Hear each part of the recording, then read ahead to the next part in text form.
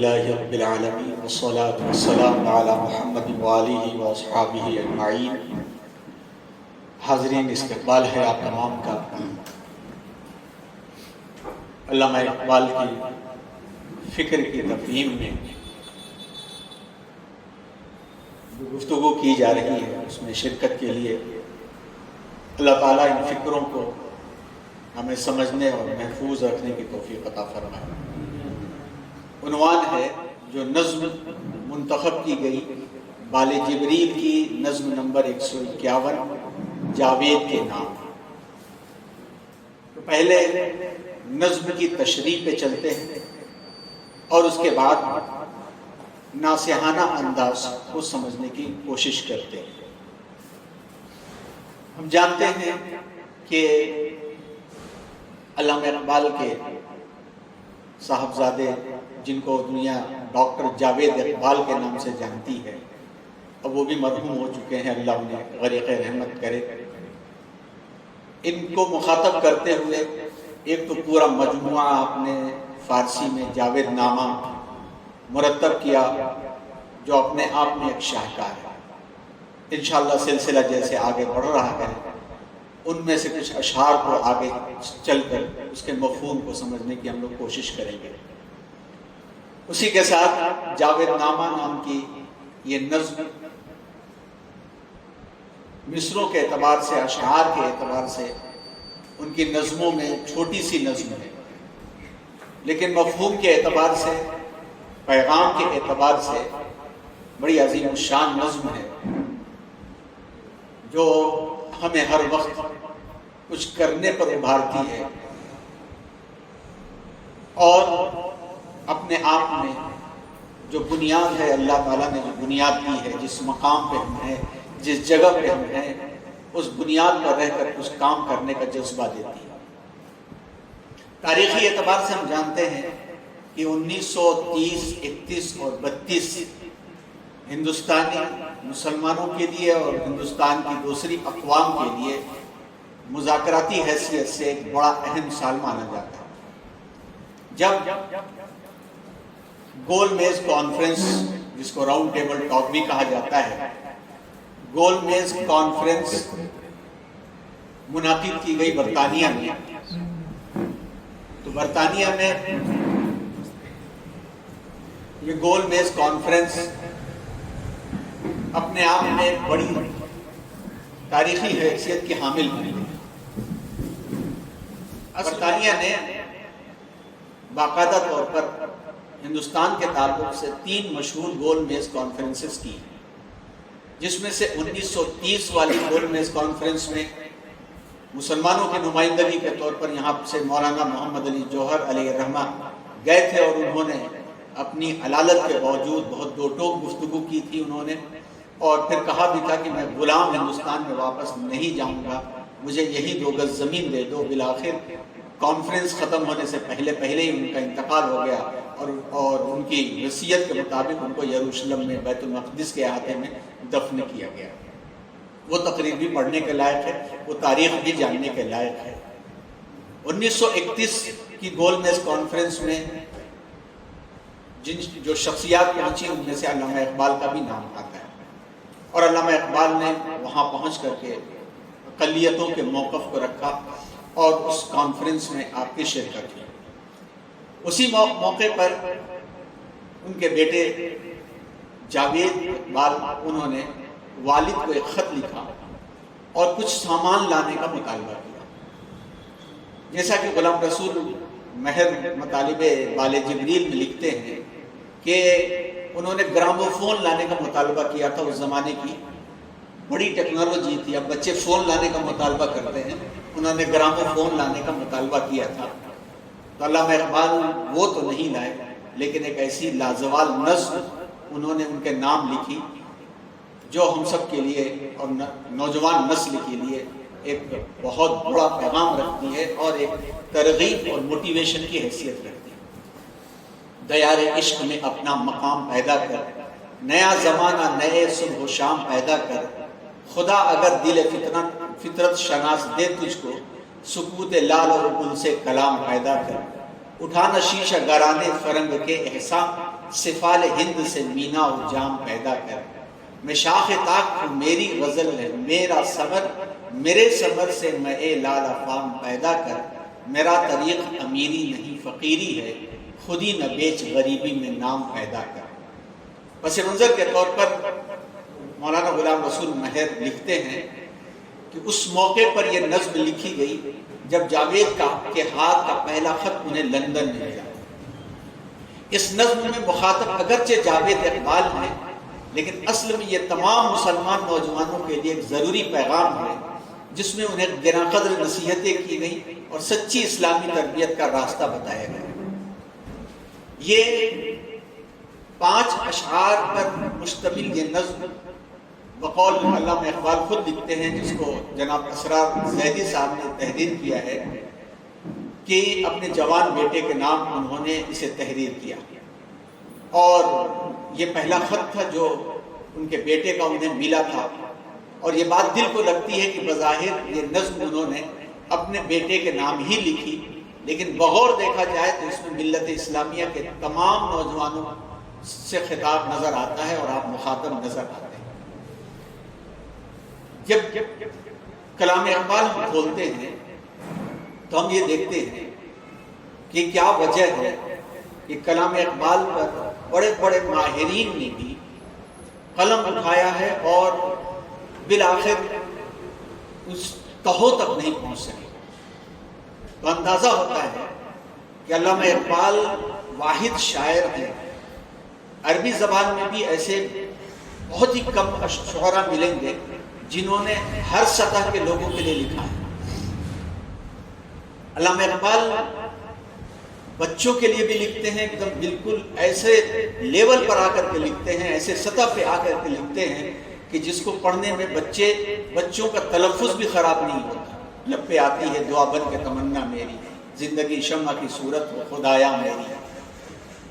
جب وہ سیاست دانوں کے لیے لکھتے ہیں یا ازم سے متعلق لوگوں کے لیے لکھتے ہیں، وہ مقام ہوتا ہے۔ اٹھو میری دنیا کے غریبوں کو جگا دو، کاخ عمرہ کے در و دیوار ہلا دو، جس کھیت سے دہقاں کو میسر نہ ہو روٹی، اس کھیت کے گوشے گندم کو جلا دو۔ جب وہ ادبا کے لیے لکھتے ہیں تو ادب کا زیر و بم اتنا اونچا ہو جاتا ہے کہ اس کے لیے پوری تاریخ کھنگالنی پڑتی ہے۔ جب عشق سکھاتا ہے انداز خود آگاہی کھلتے ہیں غلاموں پر اسرار شہنشاہی۔ اب خود آگاہی کا لفظ لکھیے اور اسرار کا لکھیے۔ سر سے ہے، سر کہتے ہیں راز کی جمع اسرار۔ اب جب تک جس شخص کے اوپر کوئی پوشیدہ راز نہیں کھلتا تو اس کو ڈسکوری نہیں کہا جاتا، اس کو یافت نہیں کہا جاتا۔ اب خود آگاہی ایک ایسا بڑا لفظ ہے جو اوپر جا کر کے خودی کا لفظ بن جاتا ہے، اور یہ اپنے آپ میں ایک ایسا لفظ ہے جس کے اوپر سب نے لکھا ہے، اور ابھی تک آپ غور کر رہے ہوں گے کہ اس لفظ کے اوپر کوئی باقاعدہ محاذرے کی جرت ہم کو نہیں ہو سکی، کیونکہ ہر مہینے اس بات پر کوشش ہوتی ہے کہ علامہ اقبال کی خودی اور فلسفہ خودی پر بات کی جائے، لیکن ہر مرتبہ کوشش کے بعد ایک ایسا نقطہ سامنے آ جاتا ہے کہ محسوس ہوتا ہے کہ ناقص معلومات کے ساتھ بات کرنے کا میسج پیغام غلط چلا جاتا ہے۔ اب اسی لفظ پر غور کر رہے تھے تو ایک تحریر ملی جس کے کچھ اشعار ہیں جو آخر میں انشاءاللہ ہم پیش کریں گے، علامہ اقبال کے نہیں ہیں لیکن وہ اشعار بڑے معنی خیز ہیں۔ اس میں یہ بحث چھیڑی گئی تھی کہ یہ روایت گرچہ ثابت نہیں ہے کہ کنتو کنزن مخفیہ، گرچہ یہ ثابت نہیں ہے صحیح سورس کے ساتھ کہ اللہ نے یہ حدیث قدسی میں فرمایا ہو کہ میں ایک چھپا ہوا خزانہ تھا اور میں نے سوچا کہ میں پہچانا جاؤں، لہٰذا میں نے انسانوں کی تخلیق کی اور کائنات کی تخلیق کی۔ اس پر بحث کرتے ہوئے یہ بحث بھی آئی کہ یہ روایت، اور یقیناً روایت درایت اصولوں پر نہیں ہے، لیکن اس بحث کے اندر یہ بات بھی آئی یہ روایت نہ ہو، یہ مقولہ بھی اگر ہے تو مقولے کے اعتبار سے بھی مفہوم کی اتنی گہرائی ہے کہ جہاں پر ایک بندہ عارف کامل ہو کر کے اس کی پاک اور صاف روح دربار الہی میں نظر آتی ہے، اب درباہ الہی میں اس کی پاک اور صاف روح ایک تو موقع ایسا ہے کہ روز قیامت وہ پہنچے گی، لیکن دنیا میں بھی بعض مواقع ایسے آتے ہیں کہ اس کی روح مرضی خداوندی میں ضم ہو جاتی ہے، جس کو صوفیہ کی زبان میں فنا فی اللہ کہا جاتا ہے۔ علامہ اقبال کا خودی کا فلسفہ اسی مقام کے قریب قریب ہے یا اس سے اونچا بھی ہے، جس کو سمجھنے کے لیے بھی ہم جیسے لوگوں کو اور مطالعہ کرنے کی ضرورت ہے۔ کیوں؟ اس لیے کہ وما خلقت الجن والانس الا لیعبدون کے تحت یہ بات ہے کہ تمہاری عبادت کا جو سب سے اونچا لیول ہے وہ کیا ہے؟ ان تعبد اللہ کأنک تراہ فإن لم تکن تراہ فإنہ یراک۔ تم اللہ کی عبادت اس طرح سے کرو کہ گویا تم اپنی آنکھوں سے اللہ کو دیکھ رہے ہو۔ اور بندہ اللہ کی رحمتوں کے اور اللہ کی خاص عنایتوں کے قریب سب سے زیادہ اس وقت ہوتا ہے جب سجدے کی حالت میں ہوتا ہے۔ اور اللہ کیا فرماتے ہیں بندوں کے تعلق سے؟ نحن اقرب الیہ من حبل الورید۔ دور اتنا کہ تخیل و تصور بھی محال، دور اتنا کہ تخیل و تصور بھی محال، اور قرب کا عالم کی رگے جاں سے ہے۔ اب یہ یافت جو ہے، یہ جو ڈسکوری ہے، علامہ اقبال کے لفظ خودی اور فلسفہ خودی میں وہ بلندی نظر آتی ہے۔ تو اس کو سمجھنے کے لیے بہت سارے لوگوں نے کوشش کی، بعض سمجھا گئے، لیکن اس دور میں تو بہت کم نظر آتے ہیں، اور ہم سب تو ابھی بالکل طالب علمانہ لیول پہ ہیں، تو اتنی آسانی سے جرأت ہوتی نہیں۔ جہاں پر بھی ہم غور کریں گے، اب دیکھیے یہ شعر ان کا دیکھیے، عطار ہو، رومی ہو، رازی ہو، غزالی ہو، کچھ ہاتھ نہیں آتا بے آہے سحر گاہی۔ بے آہے سحر گاہی، کسی کو کچھ نہیں آتا، لیکن انہیں عطار کو، رومی کو، رازی کو اور غزالی کو کون کہا؟ اس کے لیے پوری کی پوری لائبریری پڑھنے کی ضرورت پیش آتی ہے کہ عطار رحمت اللہ علیہ ان کا مقام کیا تھا، جلال الدین رومی رحمت اللہ علیہ کا مقام کیا تھا، غزالی کا مقام کیا تھا، اور جو ہے رازی کا مقام کیا تھا۔ تو معلوم یہ ہوا کہ علامہ اقبال نے سہل نظمیں بھی لکھی ہیں، آسان نظمیں بھی لکھی ہیں، لیکن کہیں کہیں سہل اور آسان انداز میں انہوں نے ایسی دقیق باتیں کر دی ہیں کہ آج ان کے انتقال کو اگر 2026 لیا جائے تو تقریباً 88 سال تو ہو چکے، 88 ایئرس تقریباً ہو چکے انتقال کو، اس کے باوجود بھی دنیا میں ہر وقت کلام اقبال پڑھا جاتا ہے۔ یہ بات درست ہے کہ ہمارے ماحول میں سمجھنے والوں کی تعداد کم ہو رہی ہے، لیکن یہ بات بھی صحیح ہے کہ ان کی الفاظ کو لے کر لالا، انسان، محبت، خودی، اس طرح کے الفاظ کو لے کر کے تحقیقات بھی ہو رہی ہیں اور مستقل ہوتی ہیں۔ تو یہ جو نظم ہے، اس نظم میں چھوٹے چھوٹے بحر کے اندر آسان سی گفتگو کی گئی ہے۔ پہلے اس کو ہم سمجھیں گے، اس کے بعد سے پھر علامہ اقبال کے ناصحانہ انداز کو دیکھیں گے، جس سے شروع والا جو جملہ ہے اس پر غور کیجئے گا کہ یہ وہ حضرات ہیں، غلام رسول مہر ہو جائیں یا پروفیسر یوسف سلیم چشتی ہو جائیں یا ڈاکٹر اسرار زیدی ہو جائیں، یہ حضرات ان کے ہم عصر افراد ہیں، اور انہوں نے جو تشریحات لکھی ہیں ان تشریحات میں بہت معنی ہے، اور جس کو عام زبان میں کہا جائے کہ بہت گہرائی ہے، کہ اگر انہوں نے لکھا ہے کہ علامہ اقبال نے سچی اسلامی تربیت کا راستہ بتایا ہے، تو اس کا مطلب ہے کہ علامہ اقبال کے اس ناصحانہ کلام میں اسلامی تربیت کا براہ راست تعلق ہے۔ تو آگے انشاءاللہ ہم لوگ دیکھیں گے۔ سب سے پہلا جو شعر ہے وہ ہے دیار عشق میں اپنا مقام پیدا کر، نیا زمانہ نئے صبح شام پیدا کر۔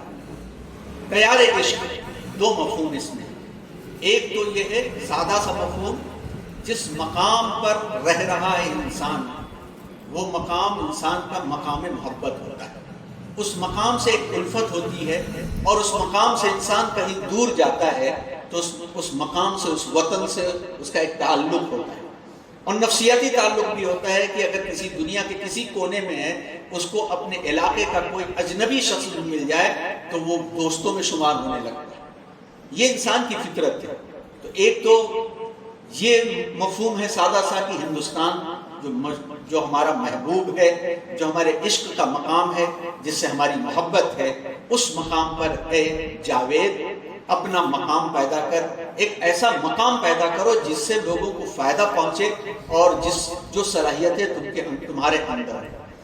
دوسرا مفہوم یہ ہے کہ دنیا برائے عشق خدا نے بنائی ہے. دنیا کی ہر چیز کے اندر اللہ تبارک و تعالیٰ نے اپنی خاص نعمتیں رکھی ہیں. ہر شے اللہ کی معرفت کو پہچاننے کا ایک ذریعہ ہے. ہر چیز کے اندر اللہ تبارک و تعالیٰ کی خاص قدرتیں ہیں جس کا تذکرہ قرآن مجید میں بھی جگہ جگہ کیا گیا ہے کہ آسمانوں میں دیکھو، زمینوں میں دیکھو، پہاڑوں میں دیکھو، زمین کی سیر کرو تو دنیا ایک مقام عشق ہے. اب ایسے مقام عشق میں ایک عاشق ہی اپنا مقام پیدا کر سکتا. اب وہ کون عاشق ہوگا؟ کیا دنیا کی ان چیزوں سے عشق کرے یا دنیا کے بنانے والے سے عشق کرے؟ اب دو چیزیں ہو جاتی ہیں. اب پہلی چیز تو یہ ہے کہ دنیا میں جو چیزیں ہیں اس سے عشق کر بیٹھے انسان، اور اتنا عشق میں محو ہو جائے اور اتنی اس فانی چیزوں کے اندر رہ جائے، رگو ریشے میں پیوست کر لے کہ اس دنیا کے بنانے والے سے غافل ہو جائے تو پھر مقام تو نہیں ملے گا.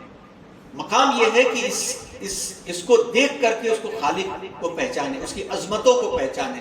یہ دنیا وہ مقام عشق ہے. تو اے جاوید، اگر تجھے خدا توفیق عطا فرمائے تو اس کے عشق میں اپنا خاص مقام اور مرتبہ پیدا کر کے حیات جاوید حاصل کر لو. نیا زمانہ، نئے صبح و شام پیدا کر. یہ دنیا کا سورج کا آنا جانا، زمین کا گردش کرنا، یہ ختم ہو جائے گا. لیکن اصل کام یہ ہے کہ دنیا سے جانے کے بعد بھی تیرا مقام یہاں موجود رہے، اور جہاں پر تو جائے وہاں پر بھی مقام موجود رہے. تو یہ نصیحت علامہ اقبال پیدا فرما رہے ہیں کہ اگر تو نے یہ راستہ اختیار کر لیا تو یقیناً تجھ میں یہ صلاحیت پیدا ہو جائے گی کہ تو دنیا میں انقلاب پیدا کر دے گا. واضح ہو کہ علامہ اقبال کے نظام افکار میں تخلیق آدم نو کو بہت اہمیت حاصل ہے، جس سے انہوں نے محبت والی نظم بھی لکھی، جس کا تذکرہ پچھلی مرتبہ بھی تھوڑا سا آیا کہ حضرت آدم علیہ السلام کی تخلیق کو خاص مقام انہوں نے دیا ہے، اور فرشتوں کے مقابلے میں فرشتوں کا مکالمہ بھی رکھا ہے کہ آدم کی حیثیت کیا ہے. ان کے فلسفے اور پیغام کی غایت اور مقصد یہی ہے کہ مسلمان میں وہ قوت پیدا ہو جائے کہ وہ نیا زمانہ یا نئی دنیا پیدا کر سکے. انی جاعل فی الارض خلیفہ. خلافت عرضی آدم کو سلام کرتی ہے. یہ نظم بھی آپ نے لکھی تو پہلے ہی مصرے میں بڑی گہرائی آپ نے دے دی کہ سرسری طور پر سمجھنے والا بھی ترجمہ کر لے گا کہ جس شہر میں، جس ملک میں تم رہ رہے ہو، اس شہر کے لیے، اس ملک کے لیے ایک مقام اپنا پیدا کرو کہ جس سے شہر اور ملک فائدہ حاصل کرے اور تمہاری شخصیت سے لوگ استفادہ کریں. لیکن اس کی گہرائی میں جایا جائے تو پھر خود ہی کے قریب قریب کا مفہوم نکل کر کے آتا ہے کہ ایسا مقام پیدا کر لو کہ جہاں جا رہے ہو وہاں پر بھی تمہارا مقام ہو، اور دنیا سے جب جاؤ تو تمہیں بھی یاد کیا جائے. اب اس سلسلے میں یہ بات بھی سمجھنے کی ہے کہ یہ نئی دنیا کیا ہے یا اس سے ان کی مراد کیا ہے.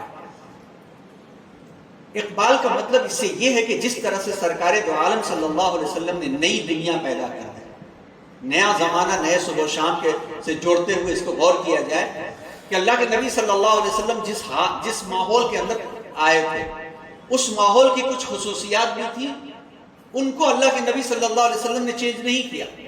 عربوں کی مہمان نوازی کو اللہ نے ایسے ہی باقی رکھا، اللہ کے رسول نے ایسے ہی باقی رکھا. عربوں کے ادب کو بھی اللہ کے رسول نے باقی کیا، لیکن ان کی جاہلیت کے مزاج کو تبدیل کر دیا. جاہلانہ جو مزاج تھا، جو شاعری کے اندر جو جاہلیت دکھائی جاتی تھی، ایک دوسرے پر گالیاں دی جاتی تھی، اس کو اللہ کے رسول نے ختم کیا. اور جو اونچ نیچ کا نظام تھا، اس اونچ نیچ کے نظام کو آپ صلی اللہ علیہ وسلم نے برابری کے نظام کو اس طرح سے لا لیا کہ غلام بلال بھی کھڑے ہو تو لوگ ادب و احترام کے ساتھ ان کا نام لیں. تو جس طرح سے سرکار دو عالم صلی اللہ علیہ وسلم نے نئی دنیا پیدا کر دی، دنیا میں بڑا انقلاب برپا کر دیا، اسی طرح حضور اکرم صلی اللہ علیہ وسلم کے غلام بھی حضور صلی اللہ علیہ وسلم کے نقش قدم پر چل کر دنیا میں انقلاب برپا کرے. اور وہ انقلاب اس کے سوا کیا ہو سکتا ہے کہ مسلمان دنیا کو، اسی دنیا کو جو اس وقت تاریکی میں غرق ہے، قرآن حکیم کی تعلیمات سے روشناس کرائیں. چنانچہ وہ خود لکھتے ہیں، فاش گویم آنچ درد دل مزمرس، فاش گویم آنچ درد دل مزمرس، ای کتابیں نیز چیزیں دیگرس. میں صاف کہتا ہوں اس بات کو کہ میرے دل میں کیا چھپا ہوا ہے. ای کتابیں نیز، یہ کتاب نہیں ہے، یہ کچھ اور چیز ہے. چو بجا در رفت جا دیگر شبد، جا چو دیگر شد جہاں دیگر شبد. میں صاف کہتا ہوں کہ یہ کتاب نہیں، کچھ اور ہے. جب اس کا اثر جان کے اندر داخل ہوتا ہے تو وہ اور چیز ہو جاتی ہے، جان بدل جائے تو جہان بدل جاتا ہے، نگاہ مرد مومن سے بدل جاتی ہیں تقدیریں۔ علامہ اقبال اسی گہرائی کے ساتھ یہ بات کہہ سکتے ہیں۔ جاوید نامہ فارسی کے اشعار میں سے یہ دو اشعار تھے۔ پتہ یہ چلا کہ اس شعر کے اندر دیار عشق میں اپنا مقام پیدا کر بڑی گہرائی ہے، جس میں اصل مقصود جیسا کہ شارحین نے لکھا ہے یہ ہے کہ اے نوجوانوں، اللہ کے رسول نے جس طرح سے ایک انقلاب پیدا کیا تھا، اسی طرح سے انقلاب پیدا کرنے کی ضرورت ہے کہ جاتے جاتے دنیا کی تاریکیوں کو تم کو دور کرنا ہے۔ اور اے نوجوانوں، اگر اس تاریکی کو دور کرنا ہے، نیا زمانہ، نئی صبح اور نیا اجالا لانا ہے، تو جس طرح سے سید الرسول صلی اللہ علیہ وسلم نے کیا تھا اسی طرح سے کرنے کی ضرورت ہے۔ پھر دوسرے شعر میں فرما رہے ہیں، خدا اگر دل فطرت شناس دے تجھ کو، سکوت لالہ و گل سے کلام پیدا کر۔ وہی قوم دنیا پر راج کرتی ہے جس قوم کا نوجوان ریسرچ اورینٹڈ ہوتا ہے، تحقیقی دماغ کا ہوتا ہے، جو آج کا نہیں سوچتا، جو 100 سال کے بعد سوچتا ہے، جو اپنے کو نہیں سوچتا، جو آنے والی 10 نسلوں کے بعد سوچتا ہے۔ اس شعر کی تشریح سے پہلے ہم حضرت ٹیپو سلطان شہید رحمۃ اللہ علیہ کو بھی یاد کریں۔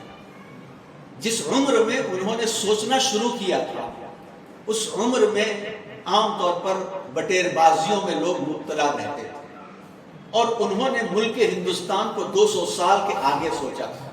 اس زمانے میں جو بھی ان کے پاس چیزیں میسر تھیں، سب سے پہلا جو تصور اور کانسیپٹ جو بڑی مضبوطی کے ساتھ انہوں نے سلطنت خداداد میں اپلائی کیا تھا وہ یہ تھا، میک ان انڈیا، ہم خود کفیل ہوں گے ہر چیز کے اعتبار سے۔ تو جیسا انگریز محقق لکھتا ہے کہ ٹیپو سلطان کی حکومت میں سوئی سے لے کر کے نیوی جہاز تک کے بنانے کے پرزے بنائے جاتے تھے۔ تو جس قوم کا نوجوان ریسرچ اورینٹڈ ہوتا ہے، 200 سال آگے سوچتا ہے، وہ قوم مائنارٹی میں ہونے کے باوجود بھی دنیا سے نہیں ختم ہو سکتی۔ تو علامہ اقبال یہاں پر جاوید اقبال کو مخاطب کر کے تمام نوجوانوں کو کہہ رہے ہیں، خدا اگر دل فطرت شناس دے تجھ کو، سکوت لال و گل سے کلام پیدا کر۔ یعنی خدا تجھے مطالعہ فطرت کا ذوق عطا کرے تو تجھے لال و گل سے اس کی ہستی کا ثبوت مل سکتا ہے۔ لال و گل، یہ چمن، یہ باغ، یہ پھول، یہ ہریالی، اس میں غور کر کے اللہ کی ہستی کا ثبوت مل سکتا ہے۔ جبکہ مطالعہ فطرت کا ذوق بڑا اہم ذوق ہے کہ اگر اس کی گہرائیوں میں دیکھیں تو اللہ کی صناعیت اور اللہ کی جو کریٹیوٹی ہے، اس کی باریک بینیاں آتی ہیں کہ اتنی باریکی میں بھی ایک نظام تھوڑا سا متاثر ہو تو پورا جسم متاثر ہو جاتا ہے۔ خدا اگر تجھے دل فطرت شناس دے تجھ کو تو تجھ کو لال و گل سے اللہ کی ہستی کا ثبوت مل سکتا ہے۔ اب آپ ایک بات غور کریں پوری نظم میں کہ بیٹے کو خط ملا، بیٹے نے سوچا ہوگا خط میں لکھا ہوگا کہ گراموفون چلا ہے پہنچے گا، بیٹا خط پڑھ رہا ہے، اس کے ذہن کو کہاں سے کہاں علامہ اقبال لے کر کے جا رہے ہیں۔ اور یہ بڑی اہم بات ہے جس کا تذکرہ علماء کے ساتھ پرسوں ہو رہا تھا کہ ہدف اور خواہش بڑی اہم چیز ہے۔ ایک ہے ٹارگٹ، ایک ہے خواہش۔ ہر شخص کی خواہش ہوتی ہے کہ اپنی پسند کے مطابق اپنے ٹارگٹ تک پہنچے، لیکن یہ ضروری نہیں ہے کہ خواہش کے مطابق ہی ٹارگٹ تک پہنچے۔ عقل مند شخص وہ ہے جو ٹارگٹ پر فوکس کرتا ہے، خواہش پر کو قربان کر دیتا ہے۔ لیکن جو ٹارگٹ کو قربان کر دے تو خواہشات تھوڑے دیر کے لیے خوشی دیتی ہیں لیکن ہمیشہ کے لیے رلاتی ہیں۔ مگر ٹیچنگ میتھوڈالوجی کے اندر خواہش کو مارنا عقل مندی نہیں ہے۔ خواہش کو مارنے کی فکر کر دی جائے تو نسلیں ہاتھ سے چلی جاتی ہیں۔ بہترین ٹیچنگ وہ ہے جس کو اللہ کے رسول صلی اللہ علیہ وسلم نے ہمیں دیا ہے کہ خواہش کو موڑ دو، خواہش کو موڑ دو۔ اگر خواہش مڑ گئی دوسری طرف تو پھر وہ ٹارگٹ کو حاصل کرنے کے لیے ایک موٹیویٹر بن جاتی ہے، انسٹیگیٹر بن جاتی ہے اور وہی چیز لے کر کے آگے جاتی ہے۔ اب اگر تصور کیجئے کہ جاوید پڑھ رہے ہیں یہ خط اور ان کا دماغ لایا جا رہا ہے کہ تم کو گھومتے پھرتے پیڑوں پہ نظر پڑے، ہریالی پہ نظر پڑے، چہچاتی ہوئی پرندوں پہ نظر پڑے، تو سکوت لالہ سے کلام پیدا کر۔ سکوت لالہ اور گل سے کلام میں صنعت میں تضاد حالانکہ پائی جاتی ہے۔ بھئی لالہ اور گل خاموش رہ سکتے ہیں کیا؟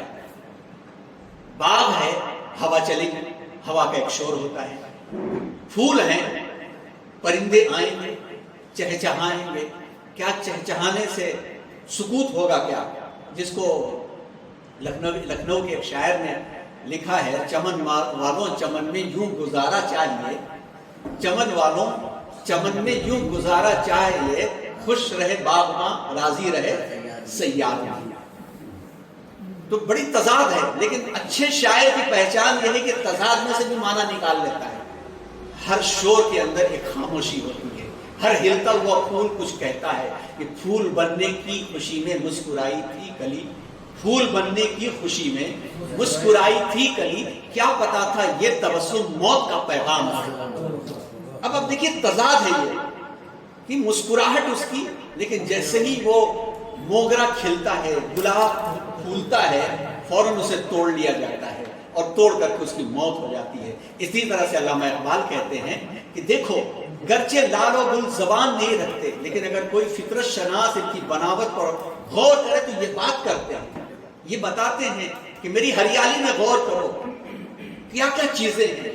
اب ایک بایولوجی کا باٹنی کا ماہر جو قرآن بھی پڑھنا جانتا ہے، اور علامہ اقبال اپنے بچے کی تربیت اسی طرح سے کر رہے تھے، وہ بیٹھے گا تو بیٹھ کر کے اس باٹنی میں جا کر باٹنی کی نگاہوں سے دیکھے گا اور وہی بتا سکے گا۔ ہم جیسے لوگوں کو اگر پڑھا دیا جائے کہ پودوں کے سیل کے اندر ہرا مادہ ہوتا ہے جس کی وجہ سے وہ فوٹو سینتھیسس کرتے ہیں، ہماری نظر میں اگر کوئی پیڑ نظر آ جائے جو پورا کا پورا لال ہے، پورا کا پورا براؤن ہے، پورا کا پورا الگ کلر کا ہے، تو ہم تو نہیں کہہ سکیں کہ بھائی اس کے اندر تو فوٹو سینتھیسس ہو ہی نہیں رہا ہے۔ لیکن ایک سائنٹسٹ اور ایک سائنس کا جاننے والا کہے گا اللہ کی یہ قدرت ہے کہ وہ چاہے تو ہریالی سے بھی فوٹو سینتھیسس کروا دے، وہ چاہے تو کسی اور مادے کے ذریعے سے کروا دے، چاہے اس کا پیگمنٹ کلر کچھ بھی ہو۔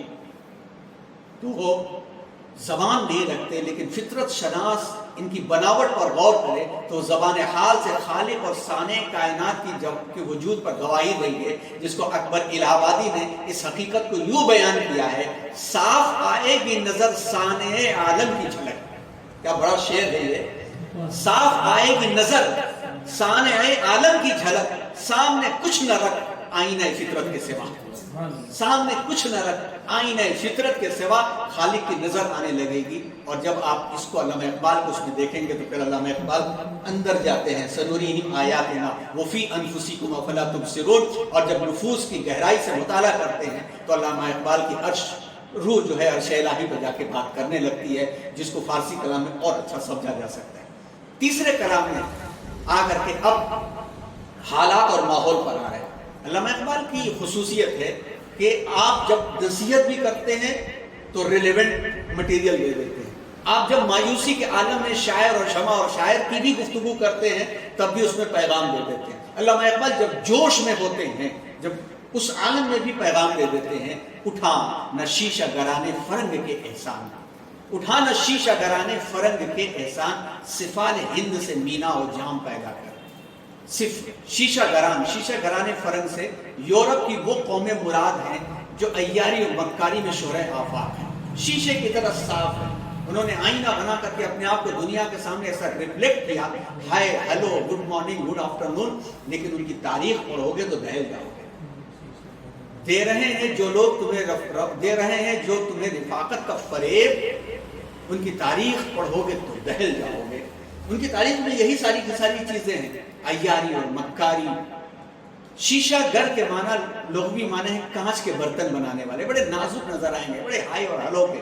اقبال نے اس لفظ کو اقوام مغرب کے لیے استعمال کیا ہے، اس کی وجہ یہ ہے کہ ان قوموں کے اصول زندگی پائیدار نہیں ہیں، نیز ان کے معاہدے کانچ کے برتنوں کی طرح کمزور اور ناقابل اعتبار ہیں۔ ابھی بھی ہم لوگ دیکھ رہے ہیں، ہر دن باتیں کرتے ہیں، بھائی ٹیبل بیٹھے کہ ہو گیا، یہاں باتیں چلتی ہیں اور وہ برستے ہیں۔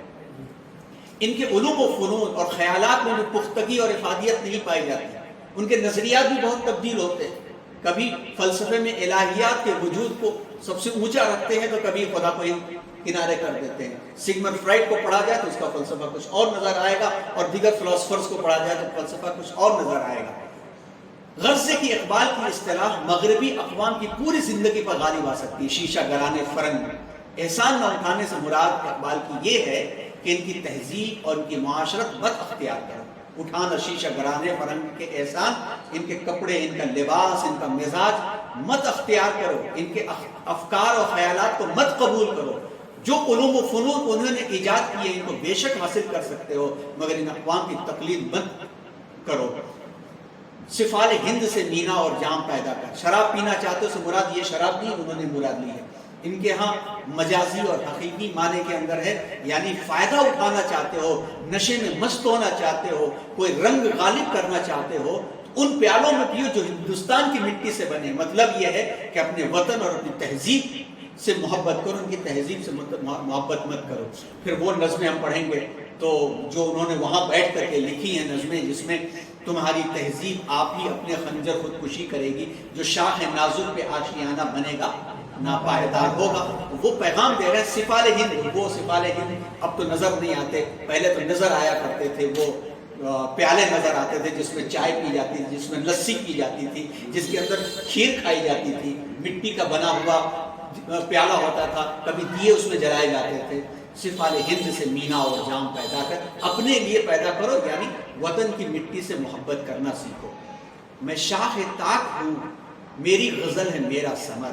کیا تعبیر لے کر کے آئے ہیں؟ شاخ طاق، انگور کی بیل، انگور کی بیل سے شراب پیدا کی جاتی ہے ایک طرف، دوسری یہ ہے کہ ظاہر میں انگور کی بیل پیچدار نظر آتی ہے، اور اس کے پھل کو وقت سے پہلے توڑ لیا جائے تو کھٹا ہوتا ہے، اور وقت پہ توڑا جائے تو انگور کی شیرینی معروف اور مشہور ہے۔ میں شاخ طاق ہوں، میری غزل ہے میرا ثمر، میرے ثمر سے میں لال فام پیدا کر۔ میں انگور کی بیل ہوں، میری غزل یعنی میری شاعری ہی ایک میرا پھل ہے۔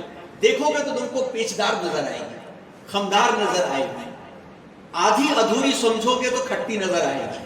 انگور کو آدھا ادھورا توڑ لیا جائے تو کھٹا ہوتا ہے، منہ میں رکھا نہیں جا سکتا، لیکن غور سے دیکھو گے تو اس کے سائے بھی تمہیں کام آئیں گے، کیونکہ انگور کی بیل کو برابر سے جمع دیا گیا تو سائے دار ایک درخت کی طرح کام کرتا ہے۔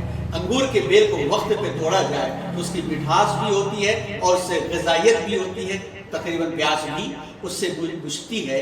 تم میرے اسی پھل سے اپنے لیے لالا جیسے سرخ شراب تیار کر لے، یعنی محبت کا جام تیار کر لے۔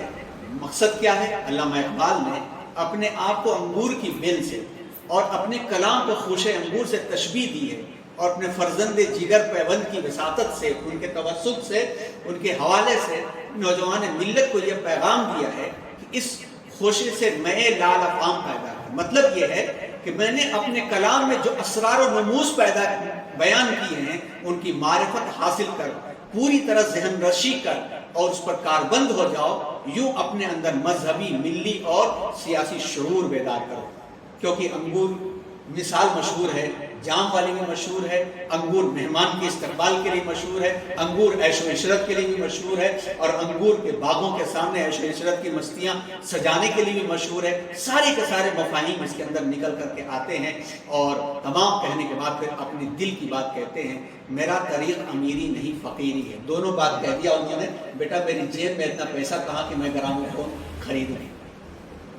اس زمانے میں بہت سارے مسلم اسکالرز کو آفر کیا جا رہا تھا کہ وہ اسی دھارے میں بہ جائے، اور کئی لوگوں نے بہ کر کے انگریزوں کی اترن پہن کر کے اترانے لگے ہوئے، لیکن علامہ اقبال نے خاموشی کے ساتھ اپنا کام جاری رکھا اور زندگی بھر مقروض ہی رہے گئے۔ اپنی کمائی کا اتنا پیسہ کبھی جمع نہیں ہو سکا کہ رو رو کے ان کی راتیں گزر جاتی، مگر وہ دیار حبیب صلی اللہ علیہ وسلم کی زیارت نہیں کر سکے۔ تو ایک تو سادی بات یہ ہے کہ میرا طریق امیری نہیں فقیری ہے، خود ہی نہ بیچ غریبی میں نام پیدا کر، جیسی زندگی ہے اس کے اندر کسی سے مانگنا، کسی سے خواہش کرنا یہ مت کرو۔ لیکن بڑی گہرائی اس کے اندر ہے کہ میری زندگی گزارنے کا طریقہ امیری نہیں درویشی ہے۔ ایک پیغام یہ بھی گیا ہے کہ اللہ کے رسول صلی اللہ علیہ وسلم نے خود دعا کیا تھا، اے اللہ مجھ کو مسکینوں میں زندہ رکھ، مسکینی کی حالت میں دنیا سے رخصت کر، اور مسکینوں میں میرا معاملہ فرما۔ اللہ کے رسول صلی اللہ علیہ وسلم سے محبت اتنی غائب درجے کی تھی کہ جیسے جیسے ان کے کلام کی بلندی کو ہم پڑھتے جاتے ہیں تب ہمیں سمجھ میں بات آتی ہے کیا وجہ ہے کہ حکیم الامت اشرف علی تھانوی رحمۃ اللہ علیہ جیسے اکابر نے امت ان کے استقبال کے لیے کھڑے ہو جاتے تھے۔ کیا وجہ ہے کہ ہر مکتب فکر کے چھوٹے سے لے کے بڑے سے بڑے لوگوں کی قدر کی ہے۔ میرا زندگی گزارنے کا طریقہ امیر نہیں درویشی ہے، تو بھی اپنے اسی طریقے کو اپنا کر اپنی زندگی کا مقصد بنا لے، اپنی خودداری کو قطعاً نہ بیچ بلکہ غریبی میں نام پیدا کر۔ تیری خودداری تیرے لیے عظمت اور شہرت کا باعث ہونے کی، مطلب یہ ہے کہ انسان عزت اور شہرت ہی حاصل کرنے کے لیے اپنی خودی کو بیچتا ہے، اس کے عوض دولت حاصل کرتا ہے اور دولت کے ذریعے اپنا مقصود یعنی شہرت حاصل کرتا ہے۔ اقبال کہتے ہیں کہ اگر انسان ہمت اور استقلال سے کام لے تو غریبی میں بھی نام پیدا کر سکتا ہے، ایک نہ ایک دن زمانہ اسے پہچان لیتا ہے۔ اے پی جے عبد الکلام کی سوانح حیات پڑھی جائے، اے پی جے عبد الکلام کی سوانح حیات پڑھی جائے، زمانے نے پہچانا اور ان کو کشتیوں کے کنارے، سمندروں کے کنارے سے لا کر کے جہاں ٹوٹی چپلوں میں اخبار بیچا کرتے تھے پریزیڈنٹ آف انڈیا بنا دیا۔ خیر اس سے بڑا مقام تو ان کو یہ تھا کہ ہندوستان کو انہوں نے جو ٹیکنالوجی اور جو سائنس دی، یہ اس قسم کی بے شمار مثالیں ہم کو مل جائیں گی۔ علامہ اقبال اسی قسم کے لوگوں میں سے تھے کہ انہوں نے کہا کہ اگر انسان ہمت اور استقلال سے کام لے تو غریبی میں بھی نام پیدا کر سکتا ہے، لہٰذا نام پیدا کرنے کے لیے ضمیر فروشی کی ضرورت نہیں ہے۔ اور یہاں پہ طنز بھی ہے اس زمانے کے ان مسلمان قائدین کے نام جنہوں نے انگریزوں کے ساتھ ساز باز کر لی تھی اور ان کو بھی آفر بار بار ملا کرتی تھی، یہاں تک کہ ایک موقع پر ان کے سامنے بھی یہ بات آئی تھی کہ ان کو جامعہ ملیہ کا وائس چانسلر بنا دیا جائے، تو انہوں نے کہا تھا کہ اس کی نزاکتوں کو میں نہیں سنبھال سکتا کیونکہ بہت ساری نزاکتیں ہوتی ہیں اور میرا مزاج نہیں ہے، میں معذرت خواہ ہوں۔ حکیم اجمل خان کے ذریعے سے بھی کوشش کرائی گئی مگر علامہ اقبال ادھر کی طرف نہیں آئے کہ کہیں ایسا نہ ہو کہ اس جال میں پھنس جائے۔ اسی لیے علامہ اقبال نے بال جبریل کی ایک نظم میں یہ حوالہ بھی ملتا ہے کہ خودی کو دے، خودی کو نہ دے سیم و زر کے عوض، خودی کو نہ دے سیم و زر کے عوض، نہیں شعلہ دیتے شرر کے عوض۔ خودی کیا ہے؟ ایک شعلہ ہے، چنگاری کے بدلے اسے نہیں بیچا جا سکتا۔ سچ تو یہ ہے کہ علامہ اقبال نے یہ مصرع نہیں لکھا بلکہ 2 لفظوں میں قوموں کے عروج و زوال کا فلسفہ بیان کر دیا۔ وہ قوم کبھی سربلند نہیں ہو سکتی جس کے افراد خود فروشی کے مرض میں مبتلا ہو جائے۔ خود فروشی تو غلامی کی تمہید ہے، اسی لیے علامہ اقبال نے ہمیں متنبہ کیا، تیری زندگی اسی سے، تیری آبرو اسی سے، جو رہی خودی تو شاہی، جو نہ رہی تو سیاہی۔ یہ معاملے ہیں نازک جو تیری رضا ہو تو کر، کہ مجھے تو خوش نہ آیا یہ مقام پادشاہی، تو ہما کا ہے شکاری، ابھی ابتدا ہے تیری، نہیں مصلحت سے خالی یہ جہان مرغ و ماہی۔ تو عرب ہو یا عجم ہو تیرا لا الہ الا، تو عرب ہو یا عجم ہو تیرا لا الہ الا، لغت غریب جب تک تیرا دل نہ دے گا۔